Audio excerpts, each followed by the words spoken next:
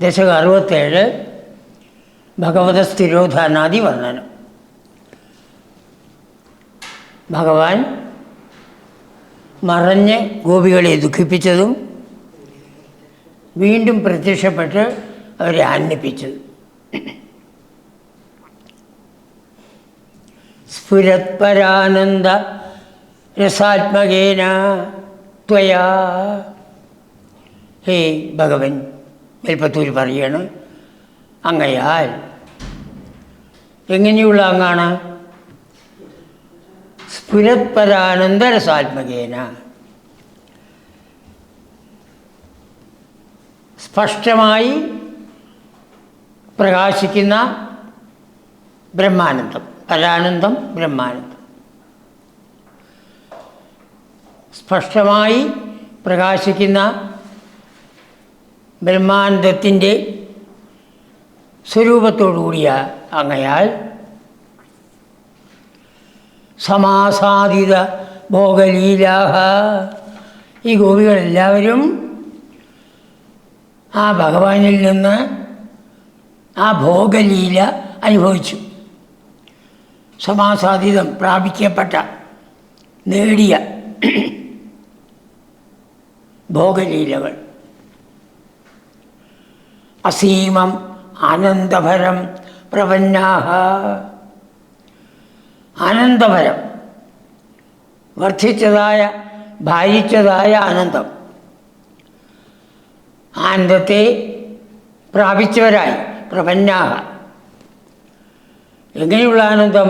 അസീമം, അതിരില്ലാത്ത, എത്രയാണെന്ന് വർണ്ണിക്കാൻ സാധിക്കാത്ത.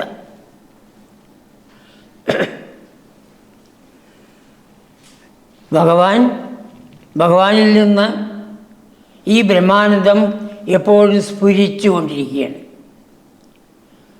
പ്രകാശിച്ചു കൊണ്ടിരിക്കുകയാണ്.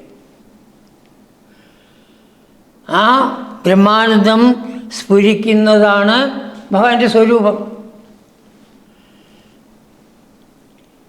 അങ്ങനെയുള്ള അങ്ങയാൽ ഈ ഭോഗലീല എപ്പോൾ അനുഭവിച്ചുവോ, അനുഭവിക്കപ്പെട്ടുവോ, ആ ഗോപികളെല്ലാവരും അസീമം ആനന്ദഭരം പ്രപന്നാഹ.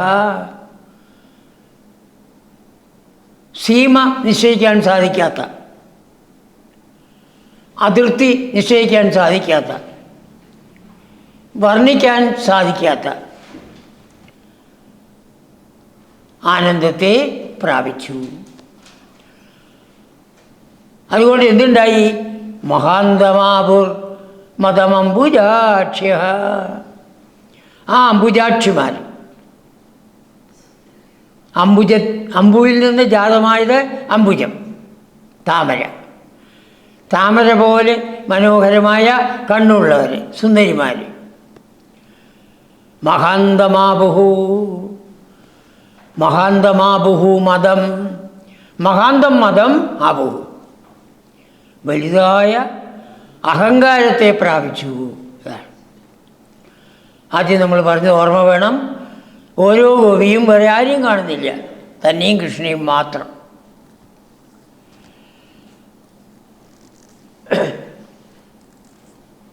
അപ്പം ഈ ഭഗവാൻ എൻ്റെ കൂടെയാണ്, കൃഷ്ണൻ എൻ്റെ കൂടെയാണ്, എൻ്റെ കൂടെയാണ് എന്ന് ഓരോ ഗോപിയും വിചാരിച്ചു. അതാണ് മഹാന്തം മതം, വലുതായ അഹങ്കാരം.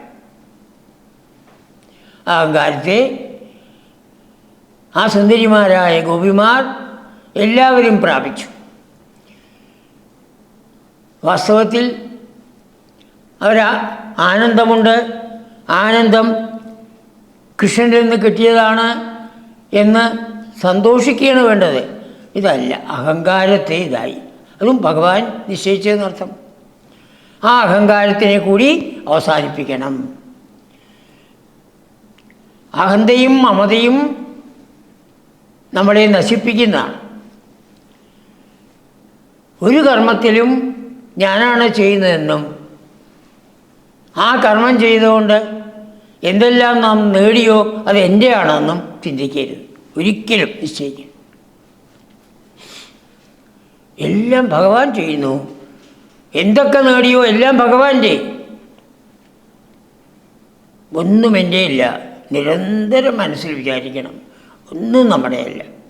ഈ ശരീരം നമ്മുടെയല്ല, അതും ഭഗവാന്റെയാണ്. പക്ഷെ ഭഗവാന്റെ ആയതുകൊണ്ട് നമ്മൾ നന്നായി സൂക്ഷിക്കണം. ഭഗവാന്റെ ക്ഷേത്രമാണ്. ഭഗവാൻ ഉള്ളിലിരിക്കണു, ശ്രീകോവിലിരിക്കണു. ഈ പുറത്ത് കാണുന്നത് ആ അമ്പലം, ഗോപുരം തൊട്ട് ഉള്ളിലേക്ക് കടക്കുന്ന.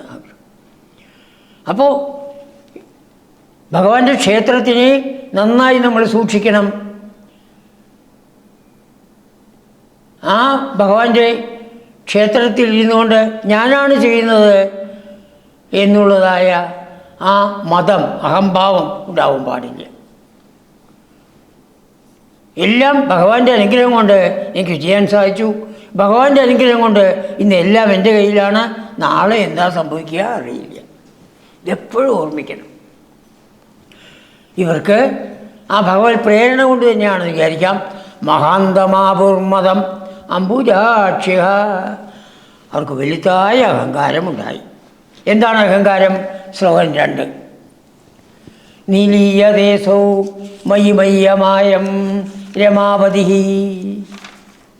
ഈ രമാപതി, ഈ ലക്ഷ്മീവല്ലഭൻ, ഈ ലക്ഷ്മീകാന്തൻ മയി നിലീയതേ, എന്നിലാണ് ലയിക്കുന്നത്. നോക്കണേ, അവരാരുമില്ല, കണ്ടോ, എൻ്റെ കൂടെയല്ലേ ഇരുന്ന്.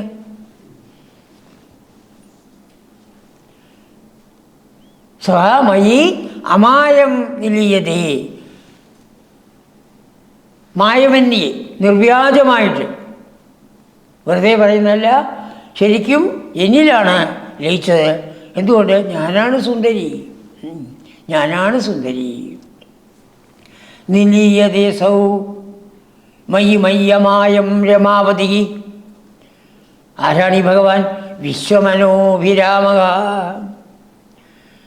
വിശ്വത്തിലുള്ള സകലരുടെയും മനസ്സിന് അഭിരാമനായിരിക്കുന്നവൻ,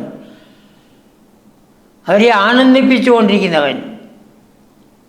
അങ്ങനെയുള്ള ആ ലക്ഷ്മി വല്ലഭൻ ഇതാ ഇപ്പോൾ എൻ്റെ കൂടെയാണ്, എന്നിൽ ദാ ലയിച്ചിരിക്കുകയാണ് എന്ന് ഇതിസ്മ സർവാഹ, എല്ലാ ഗോപിക്കും തോന്നി. എല്ലാ ഗോപിക്കും അത് തോന്നി. അതാണ് ഭഗവാനാണ് തോന്നിച്ചത്. കലിതാഭിമാനാഹ, അങ്ങനെ ഉണ്ടാക്കപ്പെട്ട അഹങ്കാരത്തോടുകൂടി ഉണ്ടായത് ഭഗവാന്റെ പ്രേരണയാണ്. എല്ലാവരും അഭിമാനത്തോടി അഹങ്കാരത്തോടുകൂടി ആ ഭഗവാൻ എൻ്റെ കൂടെയാണ് എന്ന് മനസ്സിൽ വിചാരിച്ചതേ ഉള്ളൂ. മനസ്സിൽ ഭഗവാൻ അറിഞ്ഞു.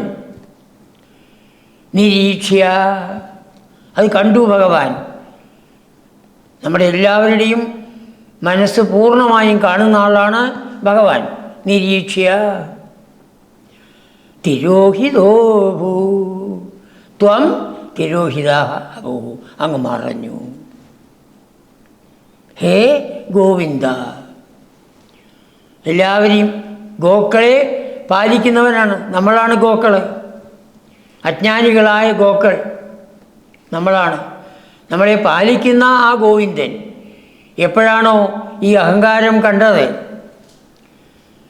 ഈ ലക്ഷ്മീപതിയായിരിക്കുന്ന ഭഗവാൻ എൻ്റെ കൂടെയാണ്, എന്നിലാണ് ലയിച്ചിരിക്കുന്നത്, ഞാനാണ് സുന്ദരി എന്നുള്ളതായ ചിന്ത ഓരോ ഗോപിയുടെയും, സർവാഹ എല്ലാ ഗോപിയുടെയും മനസ്സിൽ വന്നപ്പോൾ ഭഗവാൻ അത് കണ്ടിട്ട്, അതറിഞ്ഞിട്ട് തിരോഹിതോഭൂ, മറയുകയുണ്ടായി.